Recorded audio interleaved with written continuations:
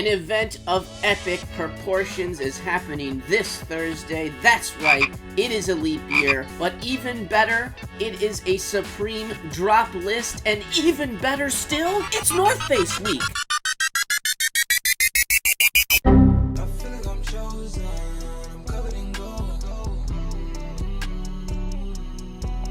Welcome back, friends, to another edition of Fauntleroy's Finest, and today we're going to talk about Supreme's week 2.5? 3. I guess they're calling it week 3. We did get a release last week. They dropped these Supreme Air Maxes, just the one colorway. They usually skip a week, but they just had to get those Air Maxes out to you. Those suckers sold out in 15 seconds. And we did see an image of a silver colorway of that shoe get leaked. Supposedly it was some kind of friends and family. Maybe it was a sample. Who knows? I'm sure none of us will ever see one.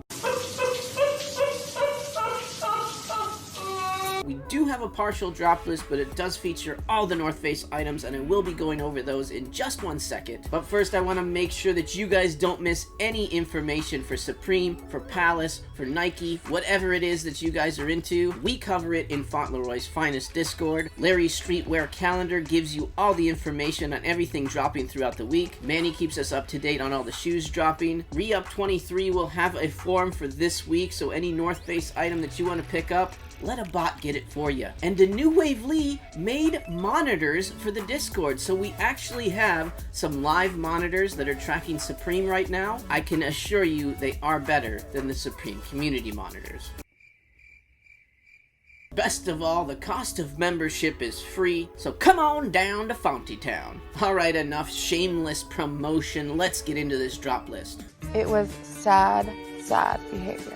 Alright, first up we have this tag beanie. Not really interested, just a beanie. If you need a beanie to throw in a cart for free shipping or something, I guess, but I don't really see much with this one. Then we have this Creep 6-panel. I don't know, I kind of like this one. Nothing crazy, but it does have a nice big spell out on it. That black one might have some potential, and you know, the Giants colorway, Manny's gonna be into that one for sure. I don't know, not the worst hat they've ever made for sure. It's not bad. Next up we have this reflective sweater. I honestly kind of dig this sweater. I mean, I don't think there's going to be any resell in it or anything. That olive colorway just kind of sticks out from the rest of them to me, but at the end of the day, I'd probably have to say this is a personal. Then we have this tag hooded sweatshirt. I'm just going to say no. Followed by the tag sweatpants, which is another no. Crush.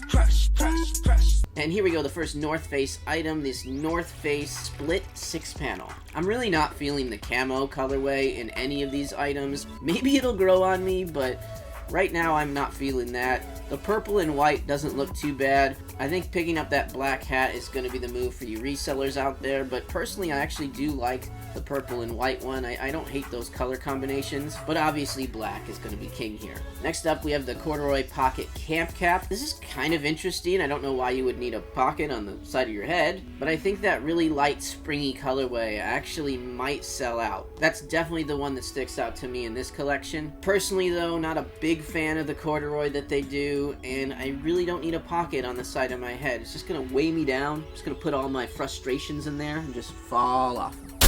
Here we go, a shadow plaid zip-up flannel. I don't have anything against it, but it's definitely impersonal. Next up we have the soup can hooded sweatshirt. At least it's better than the tag hoodie, I can say that. This, however, feels like the inception of rip-off items. It feels like they stole from an Andy Warhol who stole from something else. We will never find out the true origin of where this thing was stolen from. I would have rather this been on a t-shirt, quite honestly, and I would not feel confident telling anyone to buy this hoodie with resell in mind, but there's potential that really big sizes could do something.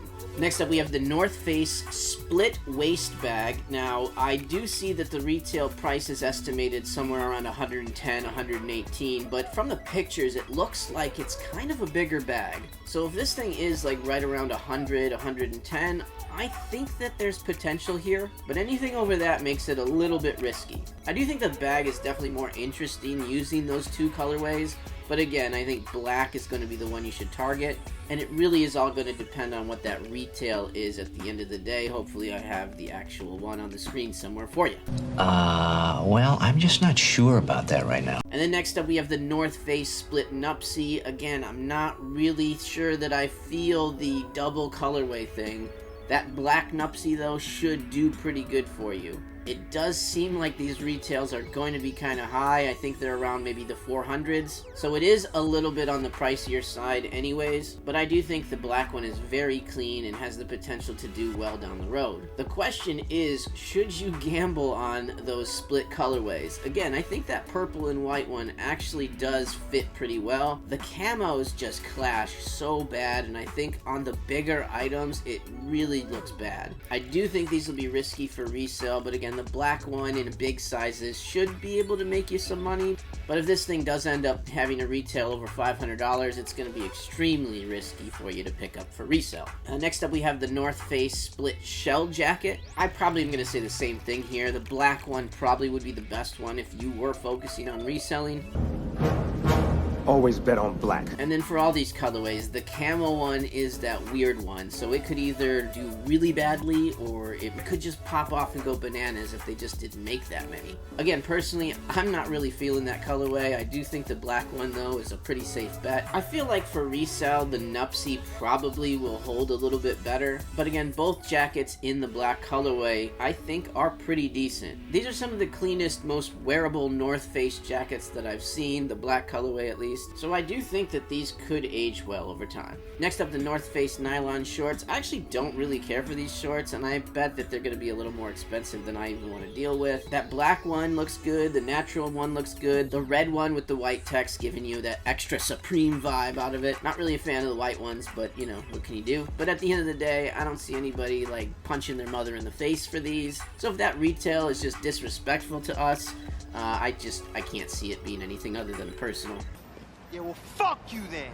Next up, we have the cracked arc short sleeve top. One of the better short sleeve tops that we've seen as far as the potential for resale goes. And I think there are some really good colorways here. That gray or black, whatever colorway that is, looks really good. The natural one has a good color scheme to it as well. And I bet that pink one would actually do pretty good in a small size. But buying those premium tops for reselling can be pretty risky. And generally, you're going to have to hold on to these for a little bit of time to make them worth your while. I do really like the gray and natural colorways for this particular shirt though. Next up, we have the S logo denim trucker jacket. I actually do like this a lot. The one that has the more gray faded wash on it, I think that colorway by far is the best. These jean jackets tend to age pretty well. I think if you got one of these in a big size XL, XXL and held onto it for a little bit, you'd probably do really well. These ones generally sell out, and again, that one wash looks really good, like way better than the other two in my opinion. Buying a denim jacket from Supreme to resell, again, another risky move, but I personally like this particular jacket better than both of the North Face ones put together. Will it make more money than those? It's hard to say, but I do think this is a better looking jacket, a more wearable jacket.